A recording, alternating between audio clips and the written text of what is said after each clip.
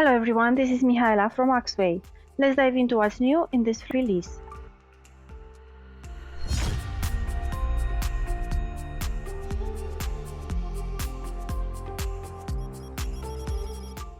Before we start, I want to mention that this Flow Manager version is compatible with earlier releases and can be installed on top of existing Flow Manager instances.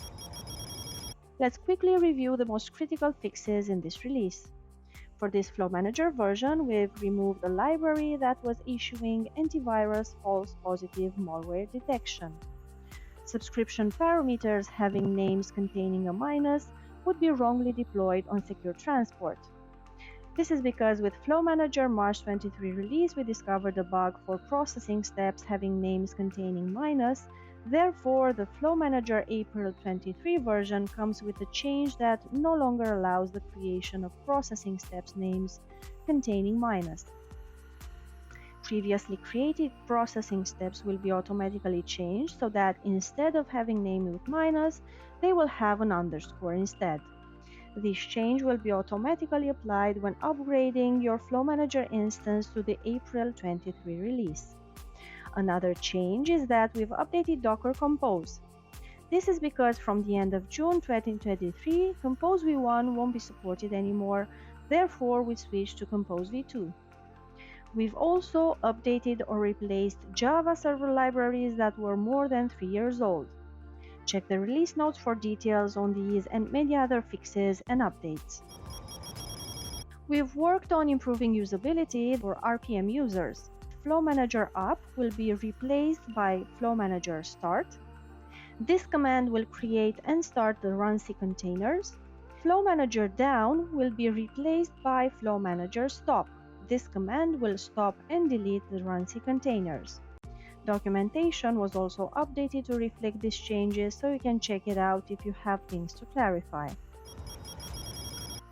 Another usability improvement is that with this release, Custom Attributes section has been moved in the Flows menu. One of the new features delivered this month is email notifications on route trigger success or failure.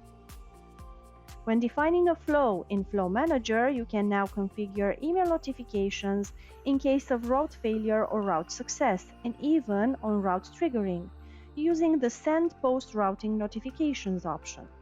Each group of notifications, failure, success, and triggering must be enabled to be applied with a list of recipients and a mail template that should exist in SecureTransport.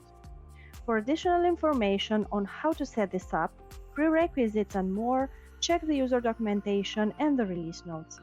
Next, I will show you an example of how you can do this in your Flow Manager instance. For this, we will be using a generated pattern that has a SecureTransport relay. I will go ahead and create a template.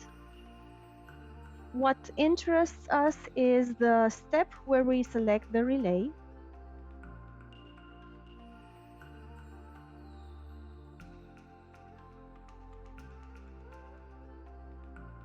So here, after selecting the SecureTransport product and the communication profiles, click on this section and select all fields. Now you need to browse to the end of the page, and in the Send Post Routing Notifications, you have these three options for emails on route failure, success, and triggering. If we want to enable email notifications on route failure, after enabling this checkbox, you will see that there are some new fields that are mandatory: emails and mail template. In the emails input, you need to enter the email address that should receive the notification or the emails list. And in the mail template input, you need to provide the exact name of the mail template defined in the SecureTransport user interface. To do so, log into your SecureTransport user interface, access Setup, and click on Mail Templates. What interests us here are these three mail templates for routing failed, routing succeeded, and routing triggering.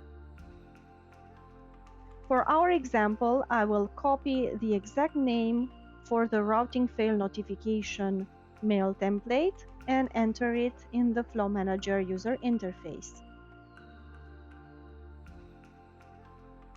Next, you proceed with creating the template.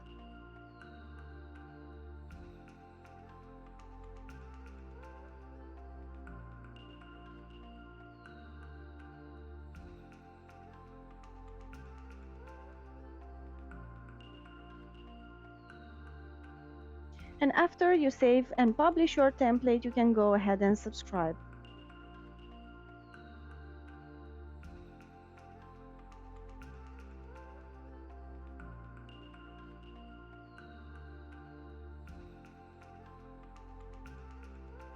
This is how you can easily create and deploy subscriptions with notifications enabled.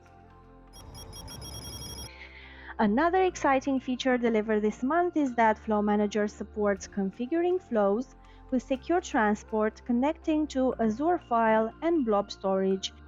We support the latest versions of these connectors, 1.2.1 for the ST Azure Blob Storage Connector, 1.2.3 for the ST Azure File Storage Connector.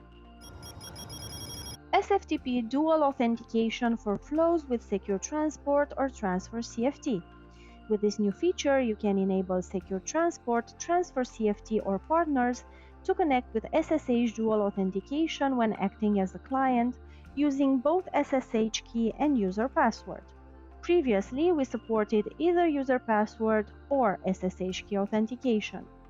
The change means that when having flows with SFTP client communication profiles where client authentication is SSH key, you also have a password field available and optional, and you can choose whether you use it or not. Thanks for watching. Check the description below for more information and resources on Flow Manager. See you next time.